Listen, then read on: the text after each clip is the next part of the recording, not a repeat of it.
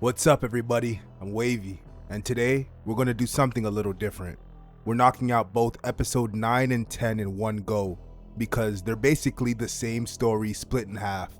Episode 9 is all about the Greens, what happened on King's Landing the second Viserys dies.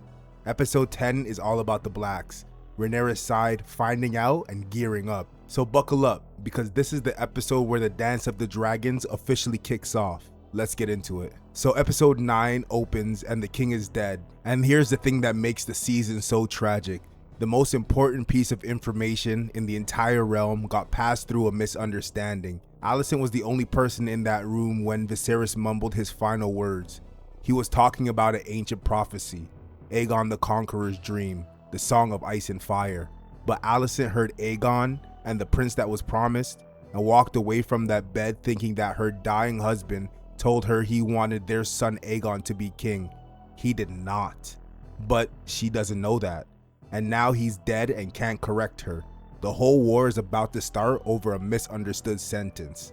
Wild. So Alicent goes to her father and tells him what she thinks Viserys said. Otto, who's been waiting for this exact moment for years, does not need to be told twice. Small council meeting, Otto announces that the king is dead and then casually drops that, oh, by the way, Viserys changed his mind on his deathbed and wants Aegon on the throne. And the wild part, the whole council is basically like, yeah, cool, let's crown Aegon, because they're all already scheming about putting Aegon there. They've been planning this behind closed doors for a minute. Alicent walking in thinking it's Viserys' dying wish just gave them the cover they needed. These are some real grimy individuals. But not everybody's on board. Loyal Lord Beesbury, the old man who's been sitting at the council table for like 50 years, stands up and calls this exactly what it is. Treason. Says Rhaenyra is the named heir and this is wrong. And Cole, Criston Cole, Alicent's lapdog, kills him right there at the table. Slams the old man's head down and that's it. First blood of the war, and it's an old man who just wanted to do the right thing. The Lord Commander of the Kingsguard, Harold Westerling, almost bodies Cole right after, pulls steel on him, and Cole doesn't back down until Alicent calls him off. The disrespect in this room is next level. Now they start planning what to do about Rhaenyra. Options are on the table: imprison her, kill her, or send her terms and make her bend the knee. Otto's ready to send assassins, but the Lord Commander Harold, a man of actual honor, isn't about to go murder the rightful heir. So he unclips his white cloak, drops it on the floor, and walks out. Man said, I'm not doing this. Respect. Quick cut, Helaena, Alicent's daughter, who's married to Aegon, now has 2 kids with him, is sitting there and goes, there's a beast beneath the boards, and pulls away from her mom. Remember, Helaena, the dreamer, everything she says means something. Hold that thought because it pays off in a major way later. So now it's a race. Aegon, the guy who they want to crown king, is missing. Nobody can find him. And the kicker is, he doesn't even want to be king. He knows his dad never wanted him to have it, so he's hiding. Alicent sends her guy Cole out to find him, and Aemond, Aegon's one-eyed little brother, goes too because he knows where his brother is likely to hide. And of course, where is he? A brothel in Flea Bottom. Classic Aegon. There's a rough moment here too, where Aegon sees a woman he lost his virginity to as a kid. Aegon basically forced the situation on him back then. This family is deeply messed up in ways that keep revealing themselves. While the search is happening, Otto's out here strong arming the lords of King's Landing into supporting Aegon. Some houses are not with the treason. Otto has those people removed. And in the shadows, Clubfoot, Larys Strong, always watching, always plotting. Lord Caswell tries to slip out of the city to warn Rhaenyra, and Clubfoot spies catch him before he can even get to the gate. Nothing moves in and out that city without Clubfoot knowing. Aemond meanwhile shows Cole his cards. Straight up, he tells him he thinks he'd make a better king than his idiot brother. Man wants the throne for himself, he's not even hiding it. Then the search for Aegon gets interesting. Turns out, White Worm, Mysaria, has him. She found him first, and she wants to make a deal. She'll hand over Aegon, but she wants something real in return. She wants the abuse of the children in Flea Bottom to stop. The fight pits where they're making kids fight to the death, which Aegon loves to attend, by the way. Did I mention this man is complete garbage? She wants that to end. She's been at the bottom her whole life, and she's using this moment for leverage to try to help everybody down there. The Cargyle twins, Eric and Arik, managed to grab Aegon, but Cole and Aemond have other plans. Cole and one of the twins fight. Aemond grabs his brother, and one of the twins, Eric, defects right there. Just leaves. Aegon wants to run away, and honestly, Aemond would love for his brother to disappear so he could be crowned himself, but Cole hauls Aegon back to Alicent. The crown's getting put on this man whether he likes it or not. Now Alicent and Otto have it out because Alicent's realizing something. She's been played. Her dad manipulated her. Otto genuinely believes all of his scheming is for the greater good of the realm. Alicent's finally not having it. She wants to do things her way. She actually wants to be diplomatic with Rhaenyra, wants to avoid bloodshed, and to flex independence from her father, she names Cole the new Lord Commander of the King's Guard. Cole, the guy who just murdered an old man at a council table. Great pick. Clown decision. Then Clubfoot pulls up on Alicent, and this scene, oh boy. He tells her he knows how Otto found Aegon first, through the White Worm spy network. Tells her one of her own handmaidens, Talia, is one of those spies, and offers to root out the whole network and kill Talia for her, for a price. And the price? This man wants to see her feet. And then it gets worse. She puts her feet up, and Clubfoot starts jorking it, right there in front of her. I'm not even going to sugarcoat it. This scene is disgusting on different levels. The man is making the queen degrade herself for information. It's a power move and it's grimy. And it shows you that Clubfoot is just a sick fuck. Moving on. Meanwhile, Alicent goes to visit Rhaenys, who they had locked in her room the whole time. Tells her that the king is dead and Aegon is being crowned, and she wants Rhaenys' support. And Alicent actually makes a halfway compelling case. Talks about how women have to serve in a world built by men, and it almost lands.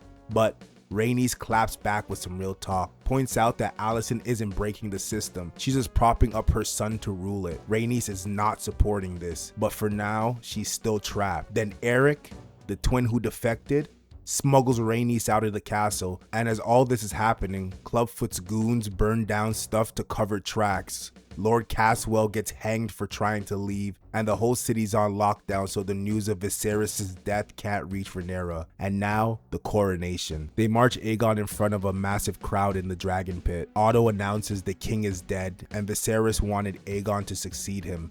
Full ceremony. And here's what's interesting.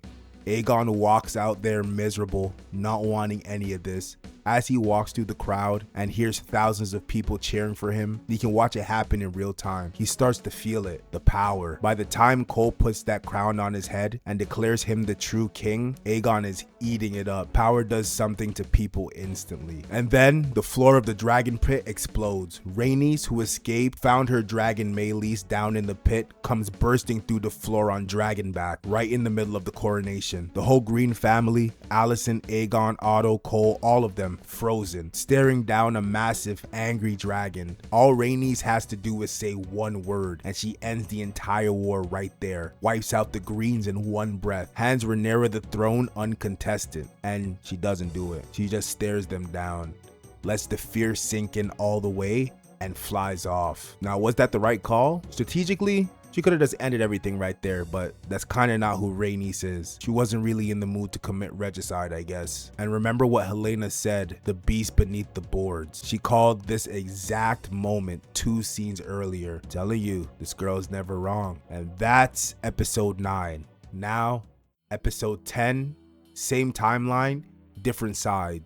The Black. Episode 10 opens up on Dragonstone, and Rhaenyra is talking to her son Luke, who's stressing because he doesn't want Driftmark, doesn't feel like he's ready to be Lord. Rhaenyra confronts him and tells him that she was his exact same age when she got named heir, and she wasn't ready either, but you have to earn your inheritance. Sweet mother and son moment.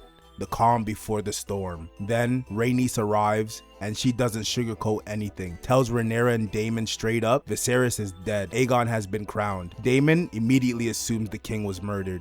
Rhaenyra's eyes well up and she grabs her belly because she's heavily pregnant. And the stress of this news literally sends her into labor way too early. Rhaenys warns the Greens are coming and they should leave Dragonstone, but makes it clear she wants no part in the war and walks out. And then we get one of the hardest to watch sequences in the whole show. Rhaenyra's going through an early traumatic labor, and it's a shot to mirror her own mother's death in episode 1. That same horror. While at the same time, Daemon is downstairs going full war mode. Mans is already assembling the council, already planning, while his wife is screaming through a berth upstairs. Rhaenyra calls for him, and he ignores it. He's locked in on the war. And Jace, her son, even tells Daemon to hold off on making moves until they regroup. And Daemon just ignores him. Daemon's out here making 2 Kingsguards swear their loyalty with his dragon Caraxes breathing down their necks. He's already at war in his head. And Rhaenyra loses the baby. It comes out too early, malformed, almost scaly, almost dragon-like. Devastating, and she insists on a funeral for the child, carrying the tiny body herself. Both her and Daemon are processing this loss in completely different ways. Her in grief, him in rage, and it's pulling them apart even as the war pushes them together. Then Eric, the twin who defected back in episode 9, arrives at Dragonstone, and he brought something. Viserys' crown. He kneels, swears his loyalty to Rhaenyra as the true heir, and Daemon takes that crown and places it on Rhaenyra's head himself, crowns her, then kneels. And one by one, everyone at that funeral kneels. Rhaenyra is the Black Queen now. It's official. It's time to move. But here's where things get tense. Daemon and Rhaenyra are not on the same page. They keep looking over at each other with this friction. Daemon's been planning this war in his head for years. He's got an answer for everything. He wants to strike now. Rhaenyra is stressed, grieving, and doesn't want to rush into bloodshed. She wants to know who her actual allies are first. Daemon taking the lead on everything is really starting to piss her off. They count up the dragons. The blacks have around 13 if you count the unclaimed wild ones. The greens have 3. Sounds like a blowout, but one of those 3 is Vhagar, who's basically the size of 3 dragons herself, so it's closer than the number suggests. Then Otto himself pulls up to Dragonstone to negotiate. Daemon meets him first, but Rhaenyra makes an entrance, flies in and cuts him off on her dragon Syrax. And Otto, the disrespect, seeing her wearing her father's crown and still calls her princess, on purpose. He delivers Aegon's terms. Bend the knee, accept Aegon as king, and you can keep Dragonstone. Throws in some other conditions. Daemon's response? He'd rather feed his sons to the dragons than have them serve Aegon. And Rhaenyra, she rips the hand of the kingpin right off of Otto's chest and calls him a traitor right to his face. Otto leaves her with one thing, tells her Alicent still remembered the love they had as girls, a tiny little olive branch in this venom. Daemon ready to kill Otto right there. Both sides draw steel, but Syrax gets uneasy, sensing Rhaenyra, and she calls it off. Lets Otto go. And this is where the cracks really start to show. After Otto leaves, Rhaenyra and Daemon clear the room and they argue. And Rhaenyra finally tells Daemon about the prophecy, the Song of Ice and Fire, the thing Viserys passed down to her, the real reason a Targaryen needs to hold the throne. And Daemon, he didn't know. All these years he was never told, and it sets him off. He grabs Rhaenyra by the throat, chokes her, tells her dreams didn't make us kings. Dragons did. Mad's furious that this whole prophecy that he was never let in on is being used to justify everything. And Rhaenyra, even being choked, kinda rubs it in, that her father trusted her with that and not him.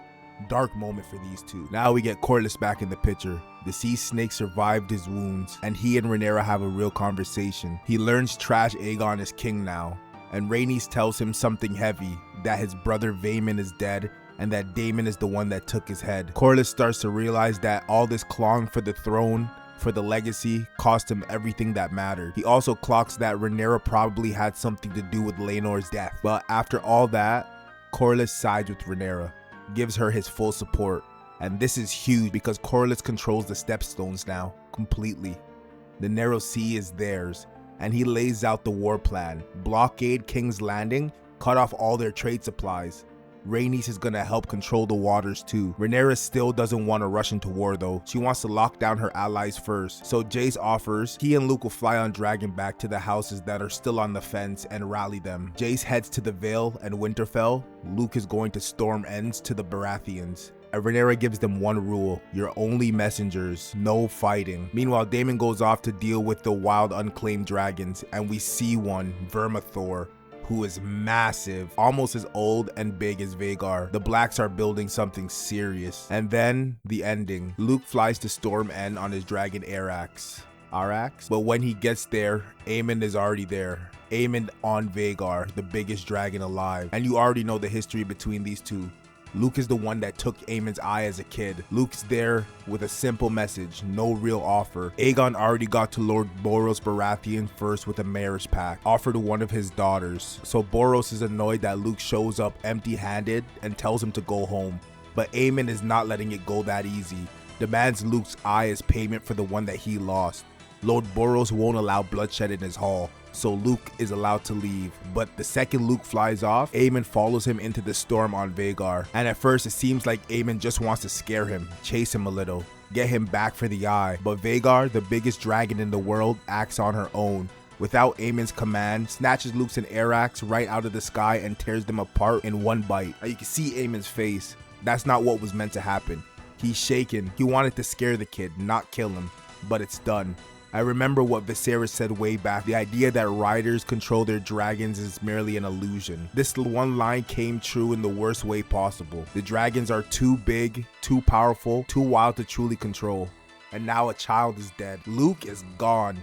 And Daemon brings that news to Dragonstone and Rhaenyra hears it. And you can see her face turn from grief to pure cold rage. No words, that's the end of the season. That single look is officially the start of Dance of the Dragons. The war is here.